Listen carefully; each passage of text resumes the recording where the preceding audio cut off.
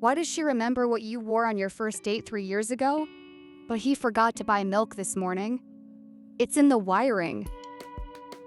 Women generally have a larger hippocampus, the brain's memory center, and more interhemispheric connectivity. This means they link emotions to memories more intensely. Men's brains are optimized for intrahemispheric tasks, focusing on one thing at a time with high intensity. He's not ignoring the details.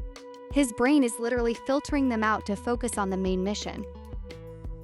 In social groups, women are often hyper-aware of nonverbal cues.